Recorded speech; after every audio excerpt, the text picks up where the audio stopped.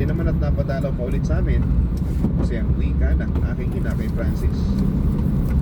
Kita may kasalubong na wala ko sa inyo galing sa Batangas.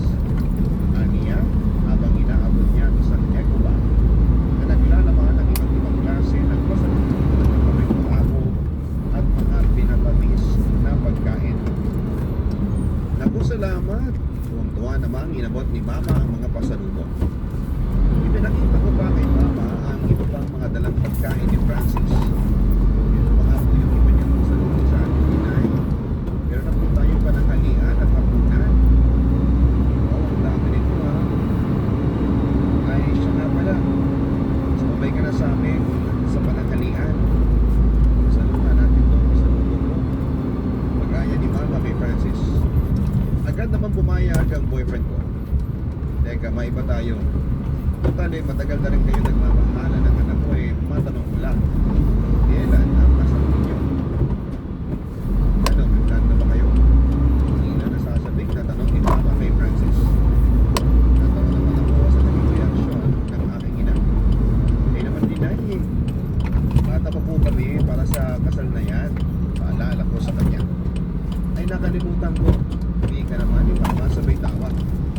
Sinabyan naman ni Francis ang tiro ni Mama. Parang gusto na yata ni Tita na isa tayo sabi, ano? Papakasal na ba tayo? Joke lang. Pero Tita, kapag umatod na sa susunod si Esa, papakasal na po kami talaga. Maniniguro niya sa amin. Ano sana kayo talaga magkatuluyan? May tanto ni Mama pagka gusto niya kay Francis para sa akin. Kayo inay, tuloy kay Francis ha. Natawa ko observa sa mga. Okay man, alam ko si Francis ang nararapat na lalaki para sa inyo. Si Mama sa akin.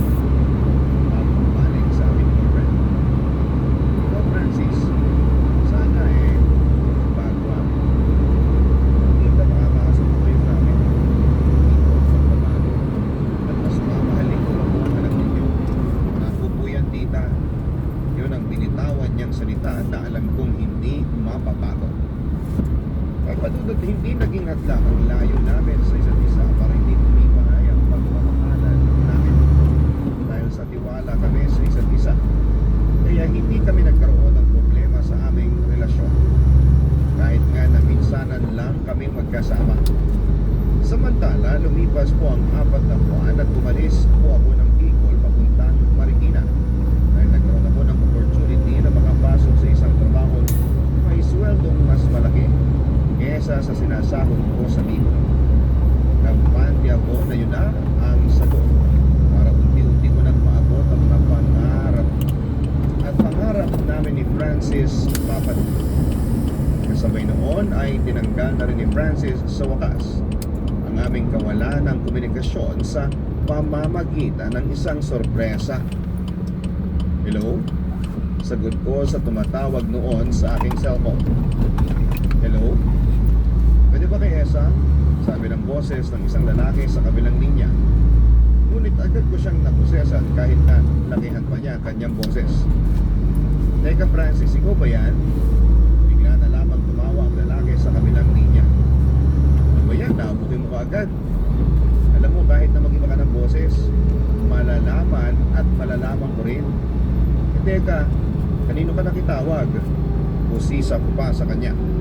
May sarili na akong cellphone. Masaya niyang balita sa akin.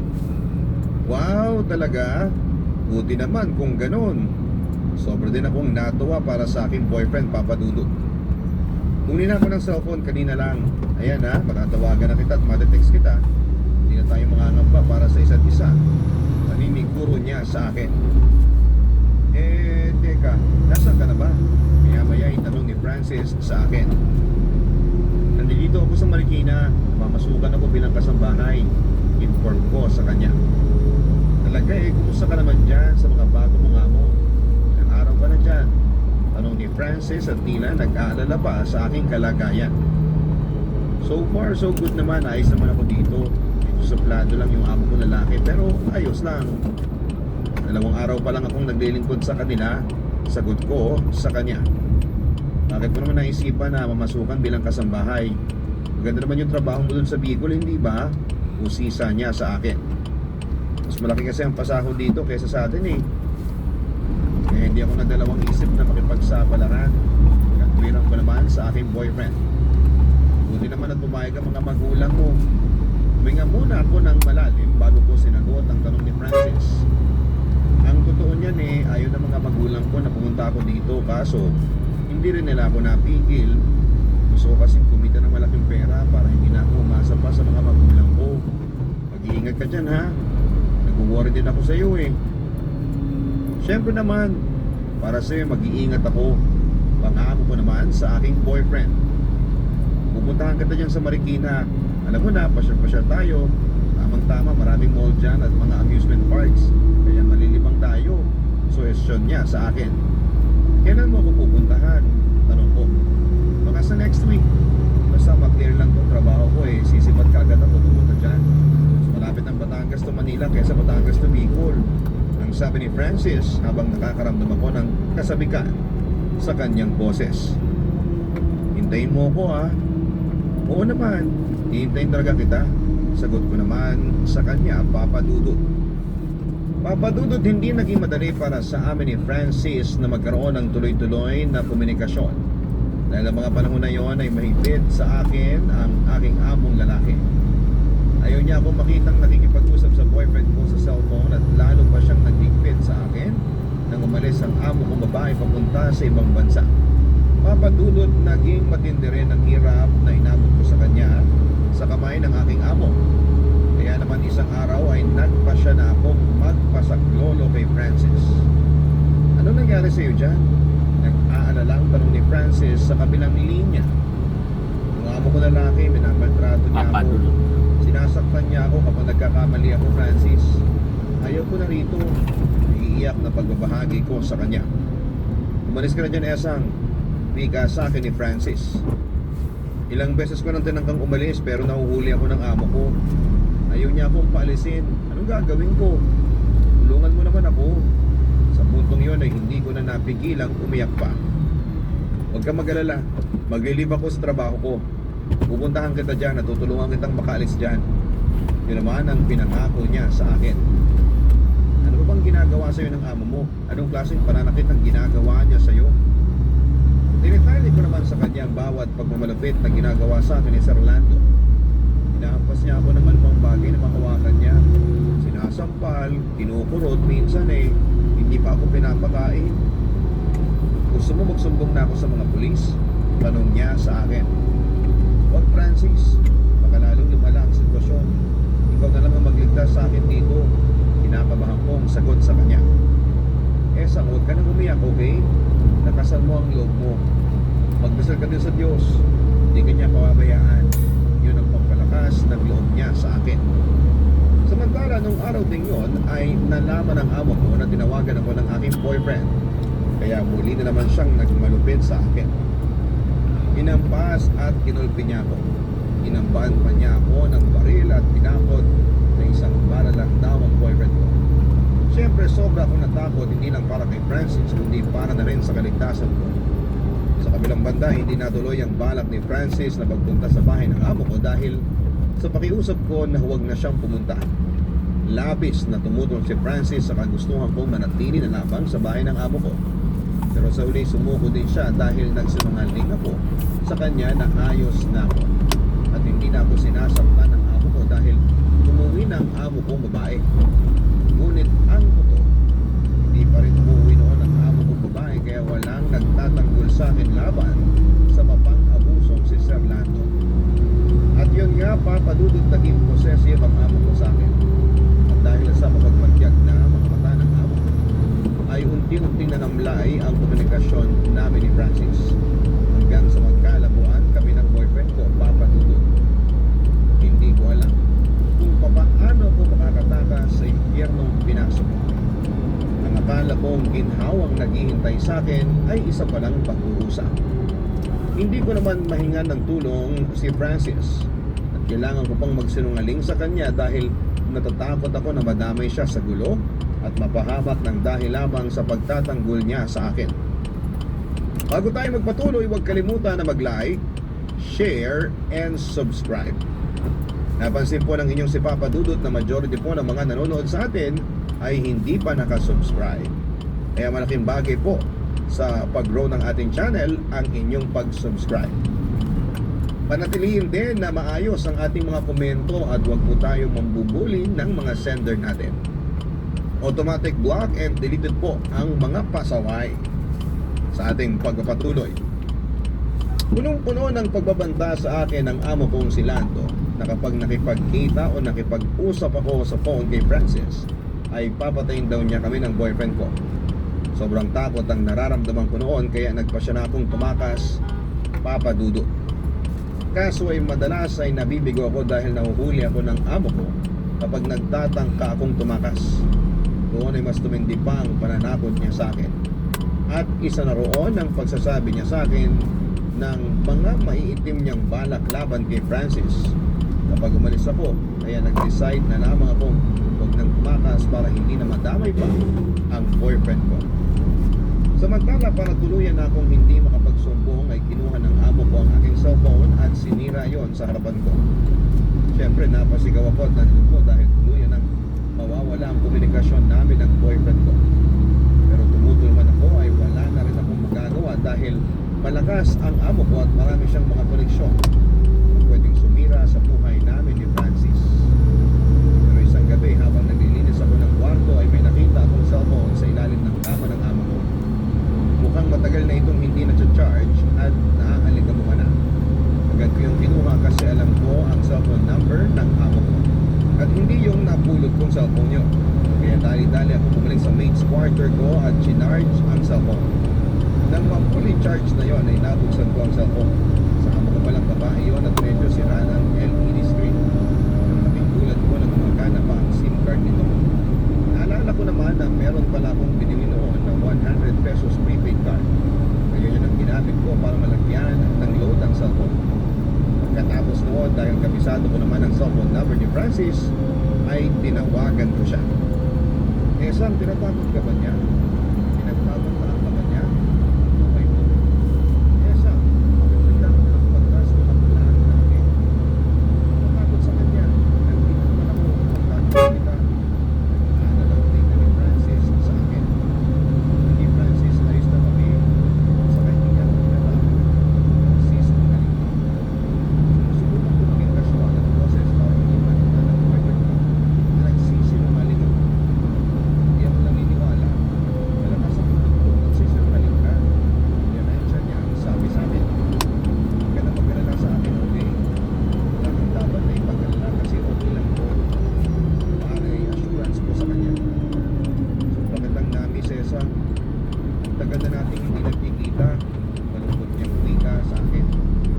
Kung saka naman sa Batangas, tanong ko na lamang sa kanya. Agad naman sumagot ang boyfriend ko. Okay naman ako sa trabaho ko, kaso hindi ako mapakali kasi sobra akong nag-aalala sa'yo. Kung nga pala, may tinext ako sa'yo. Huwag ka nang mag-text sa cellphone ko. Wala akong sabi sa kanya. Okay, natatakot niya sa akin. Sinala ang cellphone ko dati, bali, ang gagawin ko sa kanya. Kesa sigurado naman ayaw na malis niya sa akin. Sobra na siyang nag-aalala sa akin pero hindi siya makapagsumbong sa mga colleagues namin na rin sa pamilya ko. Kasi ako balikan siya ni Sir Lando. Sagot sa boyfriend ko. Ganun hindi na kita pipilit ha. Lagi kang mag-iingat. Sa mga ako natatakot sabihin sa akin ng totoo. Pinakatrato ka ng amo mo, sabihin mo agad sa akin. Esang ipagtatanggol kita, ipaglalaban kita sa mga taong umaapi sa'yo. Esang ayaw ko nakikita kang umiiyak, nalulungkot at nagdurusa. Kaya pakiusap, sabihin mo na sa akin kung pinagmamalupit ang kaulit ng amo mo para makastigo ko. Pakiusap niya sa akin. Sige Francis, sa susunod, ang sabi ko na lamang sa kanya kahit na wala sa isipan ko ang magsumbong. Papatulog yun ang huli naming pagkikita ni Francis sa kadahilan ng mas tumindi ang pananakot sa akin ni Lando at madalas na nakakatikim na ako ng harassment. Sa paglipas nga ng isang buwan naman pagkatapos ng huli naming pagkikita ni Francis ay isang malagim na insidente ang nangyari sa akin. Natutulog na ako noon, ang hindi ko alam ay palihim na binuksan ni Sir Lando ang aking kwarto. Huli na nang magising ako. Nakapatong na sa akin ang amo ko at sinusubukan na niya akong kalayin. Mapadudod, sinubukan kong pumalag pero sadyang malakas ang amo ko. Sinasaktan niya ako at hinahalikan. Pilit niyang ipinasok ang pagkalalaki niya sa aking pagkababae. Napasigaw ako noon sa sobrang sakit ng ginawa niya sa akin. Papadudod, walang awa akong ginahasa ni Lando. Pagkatapos ng pangyayari yun ay natumihan na ako. Natumihan ang pagkababae ko. Dahil sa trauma ay madalas na umiiyak ako at palaging wawala sa sarili. Hindi ko na magawang magsubok kay Francis dahil natatakot ako na buweltahan ako ni Lando. Desidido kasi ang amo kong lalaki na patayin si Francis oras na makialam ito sa akin. Dahil sa mahal ko si Francis at gusto ko siyang mainigtas sa kamay ng demonyong sinato, ay napilitan na lamang ako magsinungaling sa kanya. May sasabihin ako sa iyo, maniwala ko kay Francis na muli kaming mag-usap sa cellphone. Ano ba yun? Nag-aaral na niyang tanong sa akin. Nagpatuloy naman ako. Hindi ko alam kung paano ko sasabihin sa iyo to, pero Francis, sorry. Nahihiya kong wika sa kanya. Sorry? Bakit ko humingi ng sorry sa akin? Mata sa boses niyang sobra siyang nag-aalala para sa akin. Tawarin mo ko pero gusto ko nang makipaghiwalay sa iyo. Maring sabi ko sa kanya pero papadudod, hindi yun talagang intensyon. Gusto ko kasing hiwalayan siya para iligtas siya sa pagbabantang ginagawa ni Lando sa kanya. Pero bakit Esa? Sabihin naman sa akin kung bakit bigla-bigla na lang gusto mong makipaghiwalay sa akin. Noon ay nag-aalalang tanong niya sa akin. Hindi matanggap ni Francis na gusto ko na makipaghiwalay sa kanya noon. To the point na nag-hysterical na siya. Hindi na kita mahal. Muli ay nagsinungaling ako sa kanya para protektahan siya sa panganib. Hindi ako naniniwala, Esa. Huwag mo kong lubuhin, please. Kami-usap niya sa akin. Nagsasabi ako ng totoo, hindi na kita mahal. Labagman sa kalooban ko, pero kailangan kong sabihin ang kasinungalingan yon kay Francis Papadudod. Hindi na nasasaktan naman ang boyfriend ko. Sa biglaan kong pakikipaghiwalay sa kanya. Bakit mo ginagawa sa akin ito, ha? Meron kong nanatakot sa iyo? Ano, pinatakot ko ba ng amo ko? Walang kinalaman ng amo ko sa desisyon ko. Deny ko. Hindi ako naniniwala, Esa. Malakas ang tunog ko na may kinalaman siya, kaya kaganyan. Ano, sabihin naman sa akin. Sabihin mo sa akin ang totoo. Demand ni Francis sa akin. Hindi naman ako pipuno at sa halip ay napakatulol lamang ako sa sobrang sakit na nararamdaman ko sa aking puso. Hindi ba? Sinabi ko sa iyo na magsasabi ka lang ng totoo sa akin. Esa, kung nagpatakot na magsumbong sa akin kasi kaya naman kitang ipagtanggol. Ipagtatanggol kita sa mga tao ng aapi sa iyo. Pero Esa, hysterical na wika ni Francis. Ngunit mas tinindihan ko pa ang pagsisinungaling sa kanya. Kapag naging boyfriend dito sa Marikina, bukod sa iyo, kaya niloko kita. Naging two-timer ako.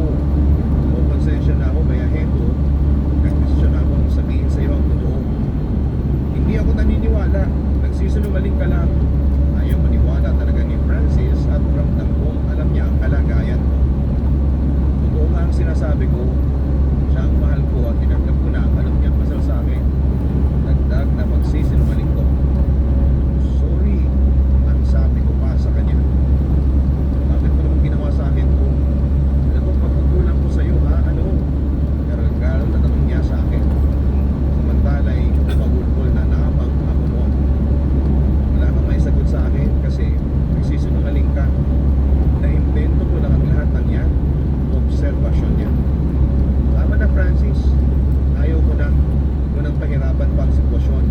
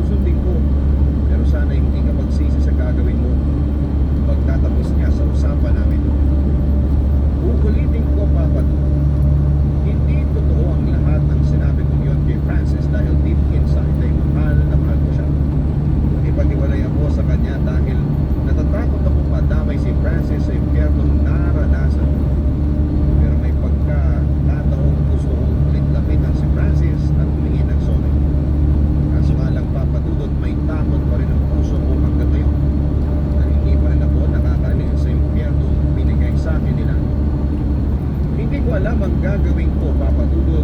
Wala akong mahinganan. Paano ko makakalis sa impyernong ito at maibalik si Francis sa buhay? Umaasa ako sa inyong tugon. Hanggang dito na lamang ang sulat ko, Papa Dudut, at sana'y mabigyan ninyo ito ng pagkakataon na ma-upload sa Papa Dudut Stories. Ang tanging nagpapasaya sa akin kapag nagkakaroon ako ng pagkakataon na makinig. Muli, God bless and more power sa inyong lahat. Lubos na nagpapasalamat, Esa. Napaka-unfortunate na nangyari sa iyong storya, Esa, at labis kaming nag-aalala ngayon para sa kaligtasan mo. Huwag mong pairalin ang takot at pagtutupang lumaban. Kung nasa iyo ang mga cellphone ng among babae, ay mag-load ka at gamitin mo itong opportunity na ito para humingi ng tulong. Una mong tawagan si Francis at sabihin mo humingi siya ng tulong sa otoridad para mailigtas ka. Kung gusto mo pang makalaya dyan sa mapang-abuso mong amo, ay huwag kang magpasindak sa kanya. Alalahanin mo na sinira na niya ang iyong buhay at huwag mo nang hayaan na tuluyan niyang mawarak ang iyong buong pagkatao. Kung nakikinig ka man ngayon, Esa, ay sundin mo ang payo namin sa iyo. Magpakatatag ka. Gamitin mo na lamang ang isipan mo para makawala sa impyernong kinakasadlakan mo sa ngayon. Sa lahat po ng mga subscribers natin,